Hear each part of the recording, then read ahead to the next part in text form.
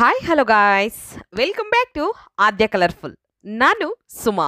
Friends, ಇವತ್ತಿನ ವಿಡಿಯೋದಲ್ಲಿ ಒಂದು ಈವ್ನಿಂಗ್ ಸ್ನ್ಯಾಕ್ಸ್ ರೆಸಿಪಿನ ನಿಮ್ಮ ಜೊತೆ ಶೇರ್ ಮಾಡ್ತಾ ಇದ್ದೀನಿ.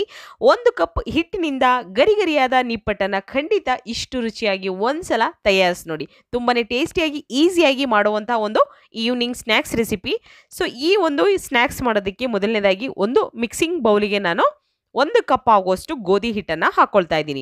ಗೋಧಿ ಹಿಟ್ಟು ಹಾಕಿರೋದಕ್ಕೆ ನಾವು ಒಂದು ಅಥವಾ 2 ಸ್ಪೂನ್ ಆಗುವಷ್ಟು ಚಿರೋಟಿ ರವಾನ ತಗೊಳ್ಳೋಣ. 1 ಟೇಬಲ್ ಸ್ಪೂನ್ ತೊಗೊಂಡ್ರೆ ಸಾಕಾಗುತ್ತೆ. ಇಲ್ಲ ಅಂದರೆ 2 ಸ್ಪೂನು, ಸ್ಪೂನ್ ಅಳತೆಯಲ್ಲಿ ತಗೊಳ್ಳೋದಾದರೆ 2 ಸ್ಪೂನನ್ನು ಹಾಕ್ಕೊಳ್ಳಿ. 2 ಸ್ಪೂನ್ ರವಾ, ಚಿರೋಟಿ ರವಾ. ಹಾಗೆ ಇದಕ್ಕೆ 2 ಟೇಬಲ್ ಸ್ಪೂನ್ ಆಗುವಷ್ಟು ಅಕ್ಕಿ ಹಿಟ್ಟನ್ನು ಹಾಕ್ಕೊಳ್ತಾ ಇದ್ದೀನಿ. ಇಷ್ಟನ್ನು ಹಾಕಿ ಒಂದ್ಸಲ ನಾವು ಇದಕ್ಕೆ ಬೇರೆ ಇಂಗ್ರೀಡಿಯೆಂಟ್ಸು ಹಾಕ್ಕೊಳ್ಳೋಣ. ಫ್ರೆಂಡ್ಸ್, ನೀವೇನಾದರೂ ಫಸ್ಟ್ ಟೈಮ್ ನನ್ನ ಚಾನಲ್ಗೆ ವಿಸಿಟ್ ಮಾಡಿದರೆ ಪ್ಲೀಸ್ ನನ್ನ ಚಾನಲ್ನ ಸಬ್ಸ್ಕ್ರೈಬ್ ಮಾಡ್ಕೊಳ್ಳಿ, ಹಾಗೆ ಲೈಕ್ ಮಾಡಿ ಮತ್ತು ಶೇರ್ ಮಾಡಿ ಫ್ರೆಂಡ್ಸ್.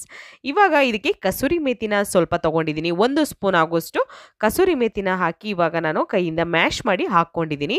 ಹಾಗೆ ಇಲ್ಲಿ ಕಡಲೆ ಬೀಜ 2 ಟೇಬಲ್ ಸ್ಪೂನ್ ಆಗುವಷ್ಟು ತೊಗೊಂಡಿದ್ದೀನಿ. ಕಡಲೆ ಬೀಜ 2 ಅಥವಾ 3 ಟೇಬಲ್ ಸ್ಪೂನ್ ಆಗುವಷ್ಟು ತೊಗೊಂಡು ಇದನ್ನು ಚೆನ್ನಾಗಿ ನಾನು ಫ್ರೈ ಮಾಡಿಕೊಂಡು, ಅಂದರೆ ಹುರಿದು ಅದನ್ನು ಸಿಪ್ಪೆ ಸಮೇತನೇ ಸ್ವಲ್ಪ ಚಚ್ಚಿ ಕೈಯಿಂದ ಇದನ್ನು ಸ್ವಲ್ಪ ಚಚ್ಚಿ ಹಾಕ್ಕೊಂಡಿದ್ದೀನಿ. ನಂತರ ರುಚಿಗೆ ತಕ್ಕಷ್ಟು ಉಪ್ಪನ್ನು ಹಾಕ್ಕೊಂಡು ನಾವು ಈಗ ಅಚ್ಕಾರದ ಪುಡಿನ ಖಾರಕ್ಕೆ ಹಾಕ್ಕೊಳ್ಳೋಣ. ಇಲ್ಲಿ 1 ಸ್ಪೂನ್ ಆಗೋಷ್ಟು ನಾನು ಅಚ್ಕಾರದ ಪುಡಿನ ಉಪಯೋಗಿಸಿದ್ದೀನಿ. ಸೊ ಈಗ ಜೀರಿಗೆ ಕೂಡ ಹಾಕ್ಕೊಳ್ತಾ ಇದ್ದೀನಿ. ಅರ್ಧ ಸ್ಪೂನ್ ಆಗೋಷ್ಟು ಜೀರಿಗೆ. ಇಷ್ಟನ್ನು ಈಗ ನಾವು ಮಿಕ್ಸ್ ಮಾಡ್ಕೊಳ್ಳೋಣ. ನೋಡಿ, ಫಸ್ಟು ನೀಟಾಗಿ ನಾನು ಮಿಕ್ಸ್ ಮಾಡ್ಕೊಳ್ತಾ ಇದ್ದೀನಿ. ತುಂಬಾ ಬೇಗ ಆಗುವಂಥ ಒಂದು ಸ್ನ್ಯಾಕ್ಸ್ ಇದು. ಸೊ ಯಾವಾಗಲೂ ಕೂಡ ನೀವು ಏನಾದರೂ ತಿನ್ನೋದಕ್ಕೆ ಬೇಕು ಅನ್ನೋದಾದರೆ ಇದನ್ನು ಮಾಡಿ ನೀವು ಸ್ಟೋರ್ ಮಾಡಿ ಕೂಡ ಇಡ್ಬೋದು. 15ರಿಂದ 20 ದಿನದವರೆಗೂ ಕೂಡ ಸ್ಟೋರ್ ಮಾಡಿಕೊಂಡು ನಂತರ ಕೂಡ ನೀವು ಇದನ್ನು ತಿನ್ಬೋದು. ಹಾಗೆ ಇದಕ್ಕೆ 1 ಟೇಬಲ್ ಸ್ಪೂನ್ ಆಗೋಷ್ಟು ಕಾಯಿಸಿರುವಂತಹ ಎಣ್ಣೆನ ಹಾಕ್ಕೊಳ್ತಾ ಇದ್ದೀನಿ. ಓಕೆ, ಇಷ್ಟನ್ನು ಹಾಕಿ ಈಗ ಮಿಕ್ಸ್ ಮಾಡ್ಕೊಳ್ಳೋಣ. ಸ್ವಲ್ಪ ಬಿಸಿ ಇರುತ್ತೆ ಎಣ್ಣೆ, ಸೊ ಹಾಗಾಗಿ ನಾನು ಸ್ಪೂನಿಂದ ಇದನ್ನು ಮಿಕ್ಸ್ ಮಾಡ್ತಾ ಇದ್ದೀನಿ.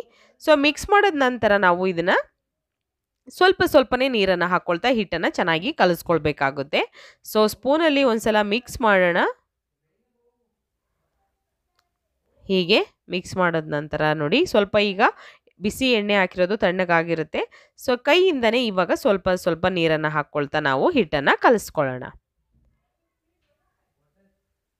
ಹೀಗೆ ಇದನ್ನು ಕಲಿಸ್ಕೊಳ್ತಾ ಇದ್ದೀನಿ. ನೋಡಿ, ಹೀಗೆ ಇದನ್ನು ಚೆನ್ನಾಗಿ ಮಿಕ್ಸ್ ಮಾಡ್ಕೊಳ್ಳೋಣ. ನೀರನ್ನು ನೀವು ಹಾಕಬೇಕಾದ್ರೆ ಸ್ವಲ್ಪನೇ ಹಾಕ್ಕೊಳ್ತಾ ಹಿಟ್ಟನ್ನು ಕಲಿಸ್ಕೊಳ್ಳಿ. ಯಾಕೆಂದರೆ ಒಂದೇ ಸಲ ಜಾಸ್ತಿ ನೀರನ್ನು ಹಾಕ್ಕೊಳ್ಳೋದ್ರಿಂದ ಬೇಗ ಅದು ಮೆತ್ತಗಾಗೋಗುತ್ತೆ. ಸೊ ಒಂದೇ ಸಲ ನೀರನ್ನು ಹಾಕಬೇಡಿ. ಮತ್ತು ಹಿಟ್ಟು ಕೂಡ ಕಮ್ಮಿ ಆದರೆ ಮತ್ತೆ ನೀವು ಎಲ್ಲ ಇಂಗ್ರೀಡಿಯೆಂಟ್ಸ್ನೂ ಮತ್ತೆ ಹಾಕ್ಕೊಳ್ಬೇಕಾಗುತ್ತೆ. ಸೊ ಹಾಗಾಗಿ ಸ್ವಲ್ಪನೇ ನೀರನ್ನು ಹಾಕ್ಕೊಂಡು ಹಿಟ್ಟನ್ನು ಕಲಿಸ್ಕೊಳ್ಳೋಣ. ಚಪಾತಿ ಹಿಟ್ಟಿನ ಹದಕ್ಕಿದ್ರೆ ಸಾಕಾಗುತ್ತೆ. ನೋಡಿ, ಹೀಗೆ ಹಿಟ್ಟನ್ನು ಕಲಿಸ್ಕೊಂಡಿದ್ದೀನಿ ನಾನು. ಕಡಲೆ ಬೀಜನ ಇನ್ನೊಂದು ಚೂರು ನೀವು ಮ್ಯಾಶ್ ಆಗೋ ಥರ ಚಚ್ಚಿ ಹಾಕ್ಕೊಳ್ಳಿ. ನೋಡಿ, ಇವಾಗ ಆಗಿದೆ. ಇದನ್ನು ಒಂದು ಪ್ಲೇಟ್ ಮುಚ್ಚಿ 5ರಿಂದ 10 ನಿಮಿಷ ನಾವು ರೆಸ್ಟಿಗೆ ಇಟ್ಬಿಡೋಣ. ಟೈಮ್ ಇದ್ದರೆ 1/4 ಗಂಟೆ ಆದರೂ ಇಡ್ಬೋದು. ಇಲ್ಲ ಅನ್ನೋದಾದರೆ 5 ನಿಮಿಷ ಇಟ್ಟರೆ ಸಾಕಾಗುತ್ತೆ. ನಂತರ 10 ನಿಮಿಷ ಆದ ನಂತರ ನಾನು ಹಿಟ್ಟನ್ನು ತೋರಿಸ್ತಾ ಇದ್ದೀನಿ.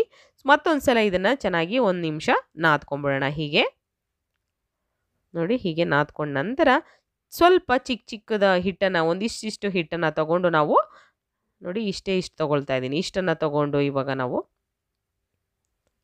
ಹೀಗೆ ಸಣ್ಣ ಹುಂಡೆ ಮಾಡ್ಕೊಂಬಿಡೋಣ. ಈ ಥರ ಹುಂಡೆ ಮಾಡಿಕೊಂಡು ಮತ್ತೆ ಪೂರಿ ಲಟ್ಟಿಸ್ಬೇಕಾದ್ರೆ ನಾವು ಹೇಗೆ ಮಾಡ್ಕೊಳ್ತೀವೋ ಅದೇ ಥರ ಮಾಡ್ಕೋಬೇಕು. ನೋಡಿ, ಈ ಥರ ನಾನು ಟಿಕ್ಕಿ ಥರ ಮಾಡ್ಕೊಂಡಿದ್ದೀನಿ. ಒಂದು ಮಣೆಗೆ ಸ್ವಲ್ಪ ಎಣ್ಣೆನ ಹಚ್ಚಿ ನಂತರ ಇವಾಗ ಹಿಟ್ಟನ್ನು ಈ ಥರ ಇಟ್ಟು ನಾವು ಲಟ್ಟಿಸ್ಕೊಳ್ಳೋಣ. ಇವಾಗ ಇದನ್ನು ನಾವು ಜಾಸ್ತಿ ದಪ್ಪ ಲಟ್ಟಿಸೋಕೆ ಹೋಗಬೇಡಿ, ಮೀಡಿಯಮಾಗಿ ಲಟ್ಟಿಸ್ಬೇಕಾಗುತ್ತೆ. ನೋಡಿ, ನಾವು ಮಾಮೂಲಿಯಾಗಿ ನಿಪ್ಪಟ್ಟು ಮಾಡಬೇಕಾದ್ರೆ ಹೇಗೆ ಲಟ್ಟಿಸ್ಕೊಳ್ತೀವೋ ಅದೇ ಥರ ಲಟ್ಟಿಸ್ಕೊಳ್ಳಿ. ಆಗ ಕ್ರಿಸ್ಪಿಯಾಗಿ ತುಂಬಾ ಗರಿಗರಿಯಾಗೂ ಕೂಡ ನಮಗೆ ಈ ನಿಪ್ಪಟ್ಟಾಗುತ್ತೆ. ಇಲ್ಲ ಅಂತಂದರೆ ಮೆತ್ತಗಾಗ್ಬಿಡುತ್ತೆ. ಜಾಸ್ತಿ ದಪ್ಪ ಲಟ್ಸಿರೆ ನೀವು ಮೆತ್ತಗಾಗುತ್ತೆ. ಸೊ ನೋಡಿಕೊಂಡು ಸ್ವಲ್ಪ ತೆಳುವಾಗಿ ನೀವು ಹಿಟ್ಟನ್ನು ಲಟ್ಟಿಸ್ಕೊಳ್ಳಿ. ನೋಡಿ, ಇವಾಗ ಹೀಗೆ ಲಟ್ಟಿಸ್ಕೊಂಡಿದ್ದೀನಿ.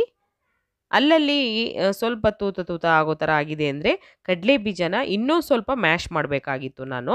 ಸೊ ಹಾಗೆ ಹಾಕ್ಬಿಟ್ಟಿದ್ದೀನಿ. ಹಾಗಾಗಿ ನೋಡಿ, ಸಾಕು. ಇಷ್ಟ ಆಗಿದ್ದರೆ ಅಕಸ್ಮಾತ್ ನೀವು ಪೌಡರ್ ಮಾಡೇ ಹಾಕ್ತೀವಿ ಅಂದರೆ ಹಾಗೂ ಕೂಡ ಹಾಕ್ಬೋದು.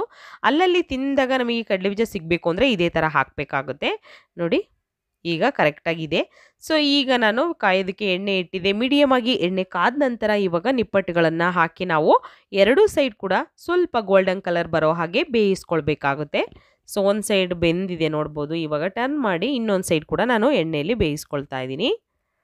ಹೀಗೆ ಎರಡು ಸೈಡ್ ಕೂಡ ಬೇಯಿಸ್ಕೊಳ್ಳೋಣ. ಮಿಕ್ಕಿರುವಂಥ ನಿಪ್ಪಟ್ಟುಗಳನ್ನು ಎಲ್ಲ ರೆಡಿ ಮಾಡ್ಕೊಳ್ತಾ ಇದ್ದೀನಿ. ಸೊ ರೆಡಿ ಮಾಡಿ ಅದನ್ನು ಕೂಡ ಎಣ್ಣೆಯಲ್ಲಿ ಈ ರೀತಿ ಕರ್ಕೋಬೇಕು. ನೋಡಿ ಆಗಿದೆ. ಸೊ ಒಂದು ಟಿಶ್ಯೂ ಪೇಪರ್ ಮೇಲೆ ತೆಗೆದಿಟ್ಕೊಳ್ಳೋಣ. ತುಂಬಾ ರುಚಿಯಾಗಿರುವಂಥ ವೀಟ್ ಫ್ಲೋರ್ ಸ್ನ್ಯಾಕ್ಸ್ ರೆಸಿಪಿ ರೆಡಿಯಾಗಿದೆ. ನೀವು ಕೂಡ ಮನೇಲಿ ರುಚಿಯಾಗಿರುವಂಥ ನಿಪ್ಪಟ್ಟನ್ನು ತಯಾರಿಸಿ ಕೇವಲ 1 ಕಪ್ ಹಿಟ್ಟಿನಿಂದ ಗರಿಗರಿಯಾದ ನಿಪ್ಪಟ್ಟು ರೆಡಿ ಆಗುತ್ತೆ.